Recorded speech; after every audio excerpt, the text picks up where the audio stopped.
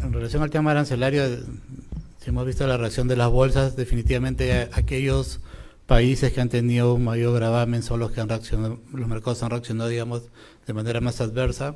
En nuestro caso, ya la Cancillería emitió una nota diplomática para empezar a conversar con el gobierno de Estados Unidos y ver, recordemos que tenemos un TLC que ha tenido múltiples beneficios para ambas partes, así que hay que ir a avanzar en esa línea. Igual nosotros a nivel de los ministerios involucrados estamos conversando con los gremios, estamos conversando entre nosotros para tener, de ser necesario, medidas que permitan un poco minimizar el impacto. Por lo pronto hay que ir mirando, los mercados se van a ir moviendo en función a las actividades que están siendo grabadas, pero también esta dispersión que hay entre algunos países que tienen mucho mayor gravamen en algunos productos en relación a los nuestros. Hay que ver cómo van reaccionando el mercado americano en materia de la demanda sobre el particular y cómo se van posicionando nuestros productos en ese sentido. Gracias. Ahora sí, Radio Nacional, por favor. Muy buenos días, ministros. Continuando con la información, ministro Salardi, ¿nos podría especificar o decir de manera más concreta de qué manera estaría evaluando el Ministerio de Economía para mitigar los efectos de esos aranceles en la economía nacional? Gracias. Como comentaba, todavía es muy prematuro para tener números exactos del impacto que se podría tener.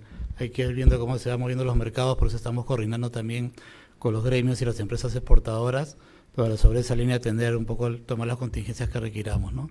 Estamos en permanente evaluación. Esta semana también, después del Consejo, vamos a tener una presentación más amplia al respecto en función a los sectores que estamos involucrados, los sectores productivos sobre todo y también exportadores, para sobre esa línea tener ya un poco pero mucho va a depender también de cómo se va avanzando en el tema diplomático a raíz de, como comentaba, la nota que hemos enviado diplomática y ver las conversaciones que se tengan uno a uno, considerando que también tenemos un TLC que tiene tiempo de aplicación. Gracias. Vamos a hablar de este tema precisamente para entenderlo en su contexto con el economista Melvin Escudero, a quien ya tenemos en imágenes y le damos la bienvenida. ¿Qué tal? ¿Cómo está, señor Escudero? Gracias por atendernos. Muchas gracias por la invitación, encantado de estar con ustedes. Muy bien, ¿cómo nos puede usted explicar de una forma sencilla las repercusiones que estamos viendo en el desplome de las bolsas del mundo en los últimos 5 días además, y cómo podía agravarse la situación a partir de estos cambios que se ponen en marcha con China en esta guerra comercial que Estados Unidos ha desatado y ha iniciado con esta política de autarquía económica que estamos viendo? Yo creo que hay 3 elementos que son importantes considerar a nivel global, ¿no? El primero es que va a existir un rediseño de las relaciones comerciales en el mundo.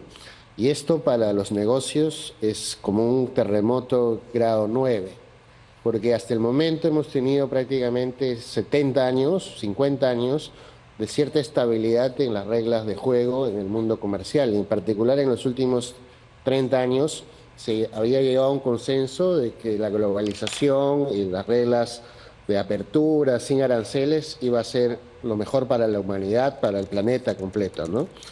Con este cambio de los aranceles propuestos por el presidente Trump, todo esto se está redefiniendo. Entonces, ese primer punto indica, como en el caso de la pandemia, cuando llegó la pandemia, todos los negocios tienen que nuevamente redefinir su posición y restablecer sus perspectivas financieras y económicas. Es muy similar a la pandemia. Si la pandemia era algo, digamos, médico, fisiológico, con un virus, en este caso es algo que tiene que ver con las reglas económicas.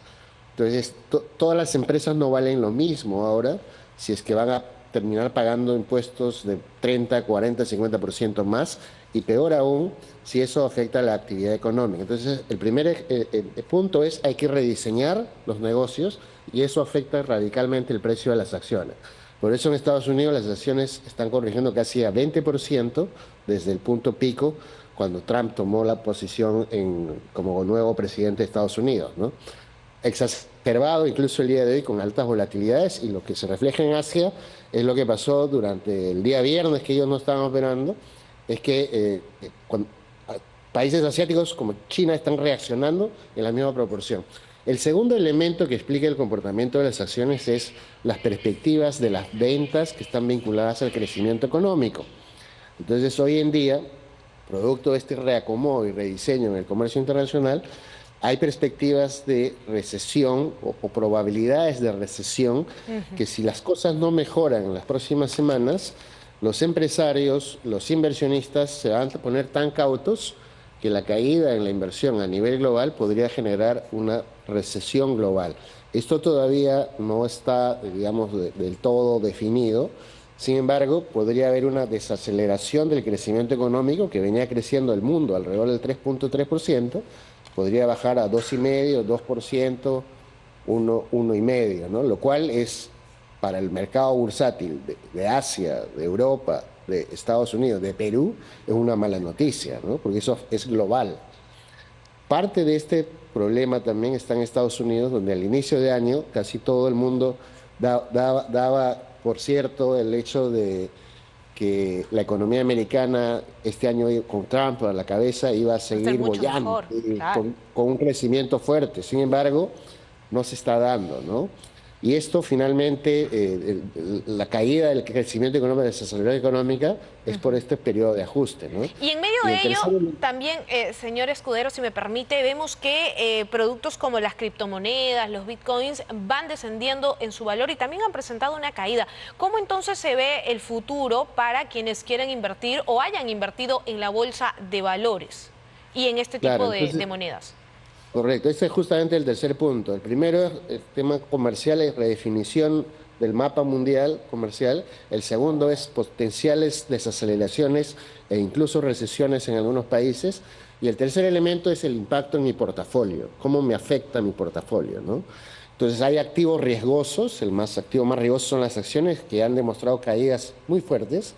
Entonces lo que se recomienda es, en lugar de salir a vender desesperadamente, lo que hay que hacer ya es aguantar y en realidad evaluar compras selectivas en las próximas semanas, como pasó en la pandemia. En la pandemia los mercados se cayeron entre 25 y 35% prácticamente en unas semanas y luego recuperaron fuertemente cuando ya el panorama se vio muy claro.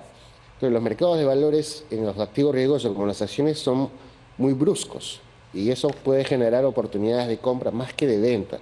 Si se iba a vender, lo hubiera vendido hace 2 semanas, pero como no sabía de lo que pasaba, no importa. Ahorita vender en pánico es lo peor que le puede pasar a un inversionista. Sin embargo, existen activos refugio, activos que definitivamente no tienen estas volatilidades, ¿no? Uno de esos activos son, por ejemplo, el dólar, más allá de la volatilidad, o la economía americana, o las inversiones en renta fija, en el caso de los bonos más seguros, que son los treasuries americanos, o en cash, ¿no? Tener dinero en efectivo ahorita es muy apreciado.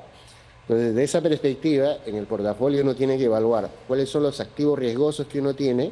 Hay algunos activos ilíquidos, como por ejemplo las inversiones en el sector inmobiliario o las inversiones en el sector de private equity, acciones privadas, etcétera, que prácticamente, como son ilíquidos, no se van a poder mover, entonces eso hay que dejarla. Pero en activos líquidos uno tiene 3 opciones: o mantenerse en acciones, mi recomendación dado este pánico que ya se ha generado, las potenciales caídas probablemente no van a ser ya mucho más fuertes, es decir, no estamos esperando 20% más de caídas. Sin embargo, vender en pánico no ayuda. El siguiente componente del portafolio son los bonos.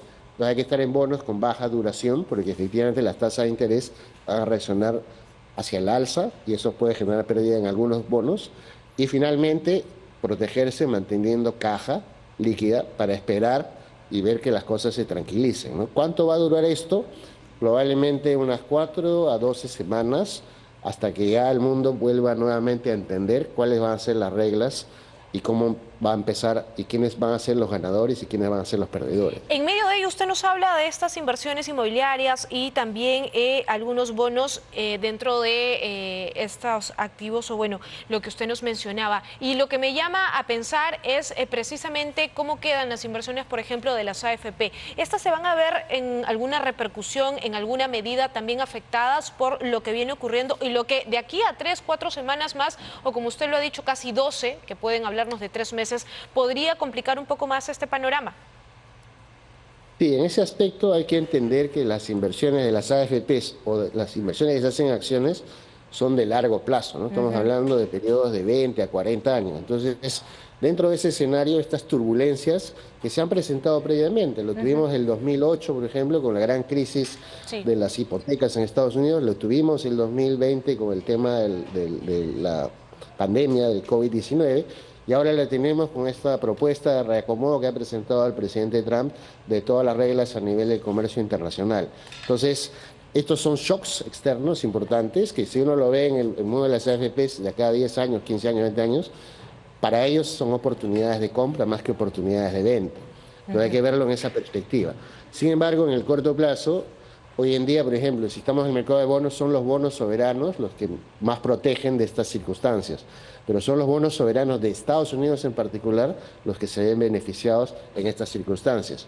A pesar de todo lo que pueda pasar, digamos, con el dólar a futuro, sigue siendo la moneda refugio del mundo. Entonces, este tipo de actividades o de rebalanceo en los portafolios que están diversificados, las AFPs tienen portafolios muy bien diversificados, entonces yo sí confío que van a soportar el choque, como lo han hecho en la pandemia, como lo han hecho antes, ¿no? Entonces, desde ese sentido, hay que dejar que el tiempo pase para recuperarse de estas heridas que se van a producir seguramente en este corto plazo.